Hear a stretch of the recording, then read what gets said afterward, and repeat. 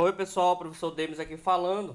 Nessa semana nós vamos aprender um pouco mais sobre espelhos planos. É um assunto de óptica. Eu deixei um vídeo aí para vocês darem uma estudada.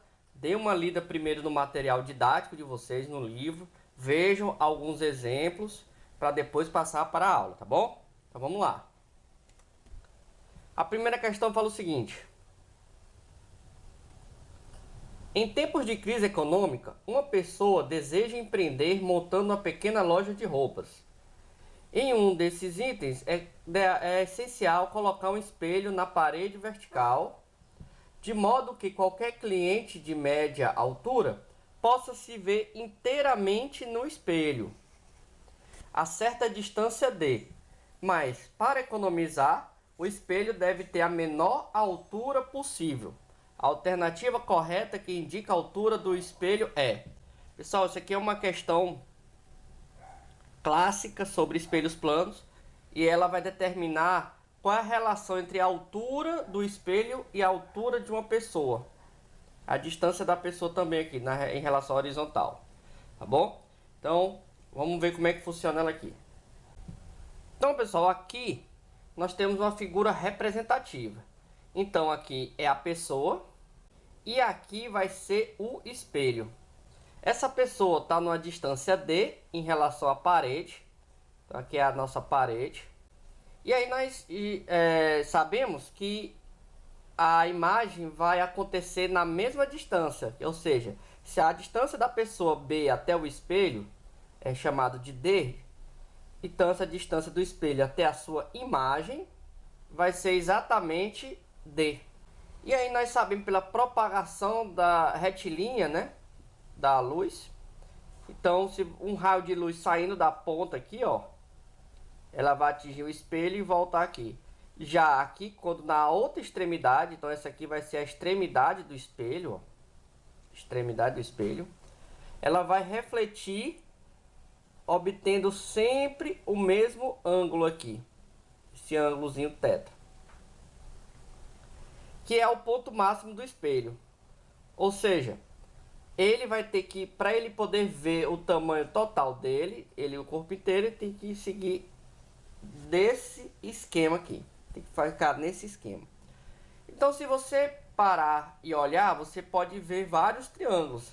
E a gente pode utilizar semelhança de triângulos para resolver esse problema. Então, vamos imaginar aqui esse primeiro triângulo aqui. Eu vou pintar ele de outra cor. Nós temos dois triângulos. Aqui nós temos esse triângulo menor, nós temos um triângulo DCA e também nós temos o outro triângulo que é o ABA, um triângulo maior e um triângulo menor e outro maior, sendo que um está inserido no outro, então eles estão sobre o mesmo ângulo aqui. Então a gente pode estar utilizando semelhança de triângulo. Então se você pegar aqui X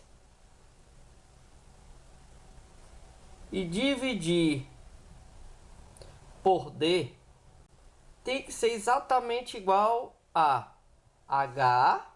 A gente começou com X, ó, esse lado aqui do triângulo. A gente começa com H dividido pela essa distância aqui todinha aqui do triângulo aqui, ó. Essa distância aqui todinha. Essa distância aqui é D com D, ou seja, uma distância de 2D. Então a gente pode cancelar esse D com esse D. Como ele quer saber a altura X do espelho, então X vai ser igual a H dividido por 2. Ou seja, o espelho tem que ter a metade do tamanho da pessoa, né? Isso é sempre, viu, pessoal? Essa aí é a altura mínima do espelho, tá bom? Então, alternativa aqui, letra D. Na figura abaixo, o O representa um objeto pontual luminoso. E o E representa o espelho plano e X um observador. A imagem do objeto O está representado posicionada no ponto. Ele quer saber aonde é que o X vai enxergar o ponto luminoso O. Então aqui nós temos o ponto luminoso e aqui é o nosso observador. Então, essa é uma questão que trabalha de campo visual. Então, vou fazer aqui um desenho aqui melhor para a gente entender. Então, basicamente é o seguinte, pessoal, olha só. Então, a gente tem que pegar sempre as extremidades. O segredo é pegar as extremidades do espelho. Então, aqui, esse ponto luminoso aqui, ó, vai sair um feixe de luz e incidir aqui na primeira extremidade. Então, vai refletir aqui, ó, sobre o mesmo ângulo, né? É a questão do mesmo ângulo aqui de reflexão. Já no outro aqui, ele vai atingir a outra extremidade e também vai ter sempre o mesmo ângulo, um ângulo de incidência igual ao ângulo de reflexão. Então nós temos aqui o campo de visão, que vai desse ponto aqui até esse aqui. Isso tudinho aqui, ó,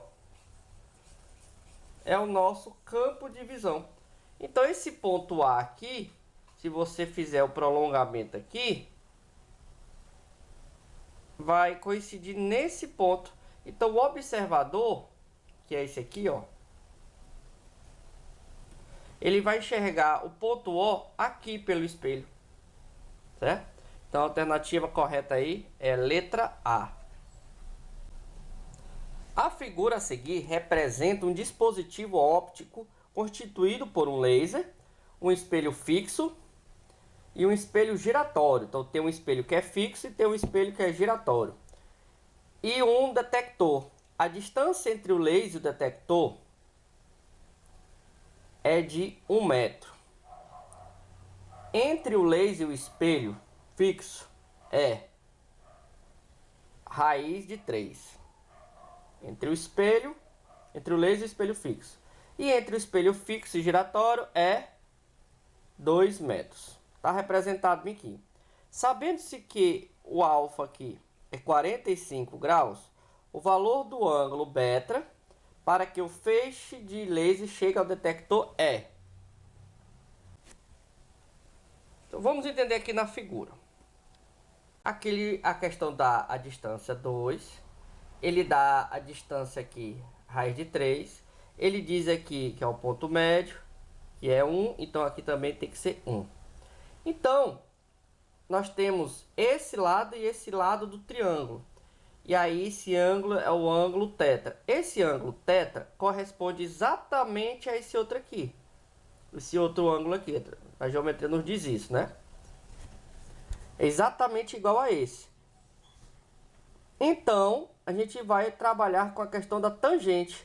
A tangente do ângulo é cateto oposto dividido pelo cateto adjacente, que nós temos aqui. O cateto oposto a ele, é raiz de 3. E o cateto adjacente é 1. Então, raiz de 3 sobre 1 vai dar raiz de 3. E se você pegar a tabela da matemática, raiz de 3, quando dá uma tangente igual a raiz de 3, o ângulo é de 60 graus. Então, nós sabemos que aqui é 60 graus e, portanto, aqui também é 60 graus. Como esse ângulo aqui tem que ser exatamente igual a esse ângulo aqui, então você pode dizer que beta mais ômega mais beta é igual a 180. Então, 2 beta mais 60 igual a 180. Você fazendo a conta, então o beta aqui vai dar 60 graus. Também, né? Ou dividido igualmente, 60 graus. Que é a resposta da questão. Ele quer saber exatamente quem é esse valorzinho aqui, tá bom? Então, 60 graus. Uma usina solar é uma forma de se obter uma energia limpa. A configuração mais comum é constituída de espelhos móveis espalhados por uma área plana, aos quais projetam a luz solar refletida por o mesmo ponto situado de alto de uma torre. Nesse sentido, considere a representação simplificada dessa usina por um único espelho plano E e uma torre conforme mostrado na figura abaixo. Com relação a essa figura, considere a altura da torre é de 100 metros, a distância percorrida pela luz do espelho até o topo da torre é 200 metros, a luz do sol incide verticalmente sobre a área plana. As dimensões do espelho devem ser desprezadas. Considerando a situação, né, conclui-se que o ângulo de incidência de um feixe de luz solar sobre o espelho é de...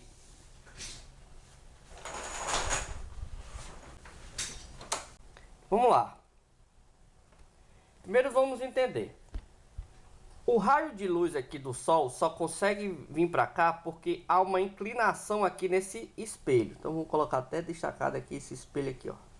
O espelho está inclinado, ó. E ele te dá algumas informações. Ele te diz que a altura da torre é 100 metros. Então vamos colocar aqui, ó. E que a distância percorrida da luz até o espelho é de 200 metros. Então ele já está te dando aqui a hipotenusa e o cateto oposto desse ângulozinho aqui, ó. Desse ângulo aqui. Então possivelmente você já tem um seno desse ângulo aqui. Então como há uma reflexão, você pode pegar aqui a reta, essa reta aqui é uma reta normal, né? Do espelho. Vou botar aqui a reta normal. Que aí, como o espelho está inclinado, vai acontecer isso aqui. É exatamente bem no meio, o ângulo de incidência e o ângulo de reflexão, né? Deixa eu desenhar aqui. Vou colocar aqui tetra. Vamos colocar aqui tetra.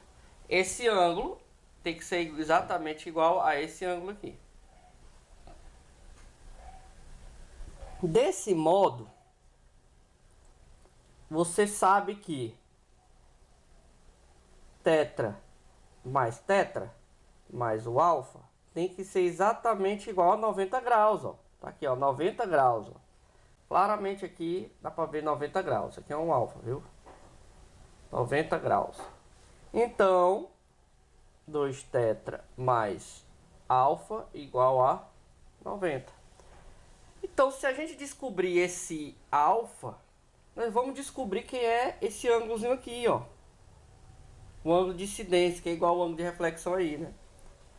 Então falta descobrir isso aí. Então como é que a gente descobre? A gente vai ter que analisar esse triângulozinho aqui, ó.